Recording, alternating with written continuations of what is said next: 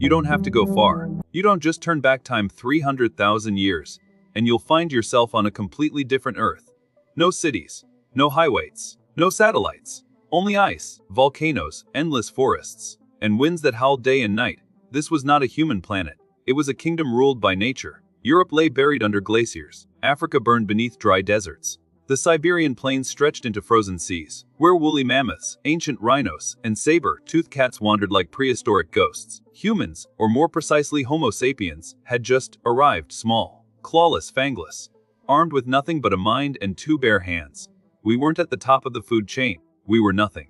But we survived. And if you truly want to understand what happened in those brutal first moments of our species, then first, meet the creatures that once ruled this planet, the ones history tried to erase. Part 2. Planet-YouTube, the giant cattle of Africa. Across the African savannas today, you'll see antelope, zebras, and wild buffalo. But 200,000 years ago, one creature stood above them all, heavier than a ton, with massive, curved horns like scythes. Planet-YouTube. This was no direct ancestor of modern cattle. It belonged to an ancient, separate branch, larger, older, and designed to survive a prehistoric hellscape. Planet-YouTube stood nearly 2 meters tall and weighed twice as much as a modern bull. Its horns could reach up to 2 meters long, arching outward like the war horns of a forgotten god. When it crossed the savanna, even lions kept their distance. On the rocks of the Sahara, early humans painted Planet-YouTube in charcoal and red earth, not to record, but to remember, to fear, or to beg for mercy. Because when humans were still small, Planet-YouTube was the giant that made them look up. Part 3. Macrochenia, the camel-elephant hybrid that shouldn't exist. Imagine a creature that looks like a prank by nature. The body of a camel, the neck of a giraffe, and a nose like a baby elephant. That was Macrochenia, the bizarre beast that once ruled South America. Not a horse, not an elephant, not a camel. Macrochenia came from an entirely separate branch of evolution, the Leptopterna.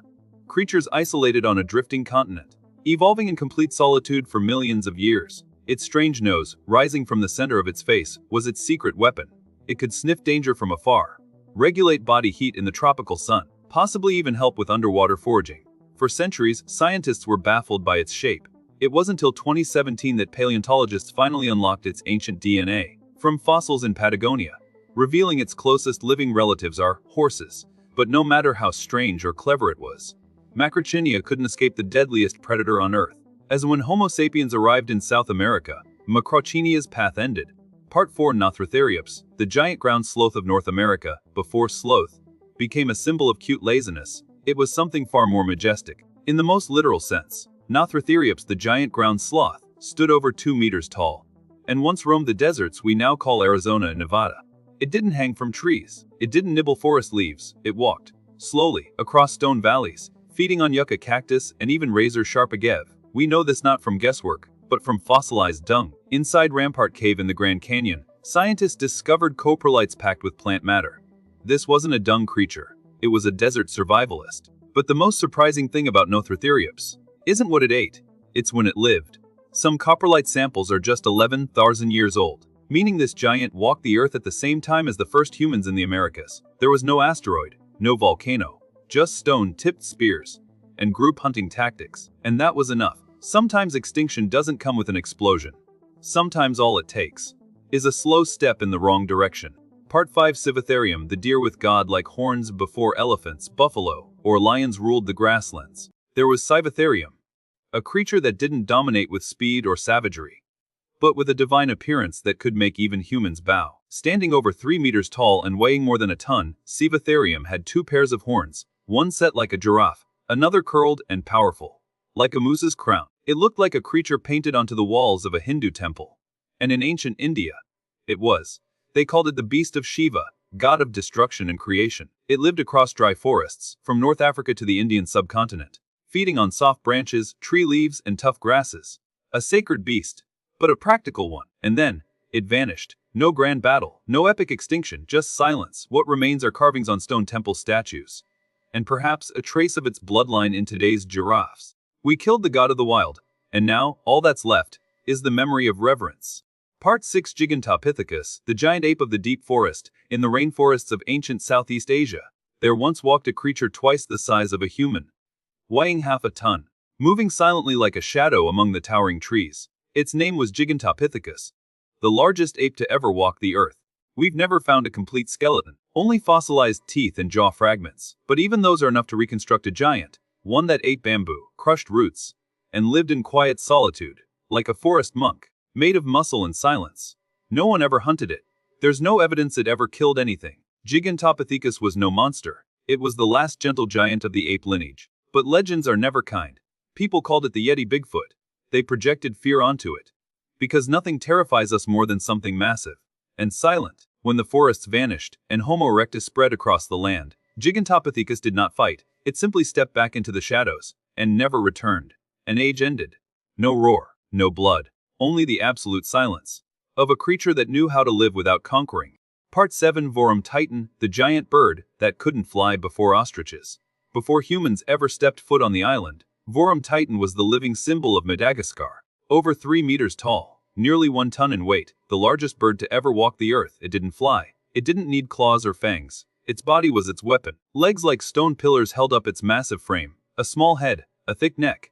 Each step echoed like a drumbeat across the plains. No predator dared to challenge it, because none were big enough to try. Vorumbi didn't hunt. It thrived on fruits, leaves, and hard seeds. A vegetarian titan, striding through the grasslands like a gentle deity. But then, humans came. They weren't bigger. But they had fire, they had traps, and they had hunger. Within a few short centuries, the giant bird was gone. Not because it was weak, but because it never understood what had arrived, a new kind of predator. One that walked on 2 legs, armed with intelligence, and an empty stomach. Part 8. Homotherium, the saber-toothed cat of the entire world. When people hear saber-toothed cat, they usually think of Smilodon, the silent killer with dagger-like fangs. But Homotherium was different. Smilodon was a lone assassin. Homotherium was a global warrior, smart, agile, trained to hunt in formation. Its teeth were sharper, thicker, not for stabbing, but for slicing cleanly through the throat. One cut was enough. No brute force, just precision. Homotherium wasn't the feline of a single continent. Fossils have been found across North America, Europe, and Asia, from the frozen plains of Alaska to the sun-scorched deserts of Africa. But what made it truly terrifying? It cooperated. Like wolves, not like cats. In a few caves, evidence remains of a fateful encounter. Homo erectus, armed with stone axes and fire, facing Homotherium, armed with saber teeth and pack tactics. Who won? We don't know. Only this: Homotherium vanished, and Homo erectus kept writing history. Part 9. A Josephardigasia, the car-sized rodent. Imagine a guinea pig. Now make it the size of a bull. Meet Josephardigasia, the largest rodent to ever exist. Weighing over a ton, with chisel-like teeth longer than your hand. It didn't scurry, it marched. This giant lived in the riverbanks of South America. Quiet, slow-moving, but impossible to ignore. Its teeth could cut through bark, its jaws could rival a tiger's in bite force. Yet it used them to chew plants. A pacifist. That looked like a beast. It lived safely, until new predators came. Ones that hunted in packs, ones that lit fires in the night. Josephardigasia had the size, but not the fear, not the violence. And in the age of predators, that was its final mistake. Part 10. Arctidus, the short-faced bear. You've seen bears, but never like this. Arctidus simus, the short-faced bear, was no lumbering forest dweller. It was a predator built like a lion, but twice the size, over 1.5 tons, able to run at 60 km. Its legs were long, built for speed. Not for climbing, not for fishing, for chasing down prey. It stood over 12 feet tall when upright, the largest carnivorous mammal of its time. But even giants fall. As human hunters spread across the Americas, even the great bear found itself outmatched. It couldn't climb trees, couldn't hide, and worst of all, it couldn't adapt. Arctodus vanished, and the forest sighed in relief. Part 11. Megalania, the giant lizard of Australia, home to the strange and the deadly. But even it once had a dragon, Megalania, a 7-meter-long monitor lizard, cousin to today's Komodo dragon.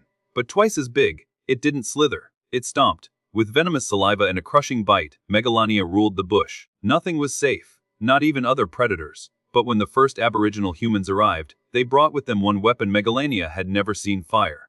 The land changed, the prey vanished, and Megalania, the dragon of the outback, faded into legend. Some say it still hides in the wild, but myths are all that remain.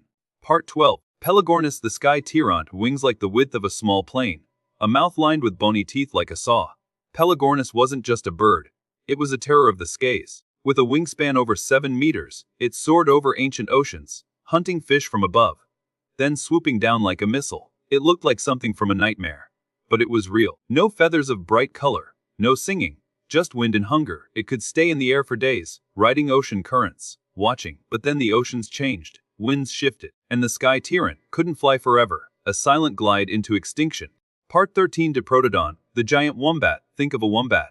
Now scale it up until it's the size of a rhinoceros. That's Diprotodon. The largest marsupial that ever lived. Didn't flee, it walked. Through eucalyptus forests and ancient plains. Gentle, massive, unstoppable. Aboriginal Australians may have hunted it, but more likely they respected it. Its extinction came slowly, from climate change, habitat loss, and maybe a forgotten spear in the side.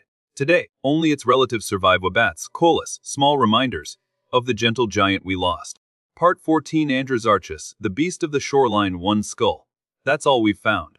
But that skull, nearly a meter long, with jaws wide enough to crush bone, and teeth built to tear through flesh and shell. This was Androsarchus, one of the largest terrestrial mammalian carnivores ever. It lived near coasts, feeding on turtles, beached whales, and anything it could kill. It looked like a mix of wolf, pig, and monster. But here's the twist.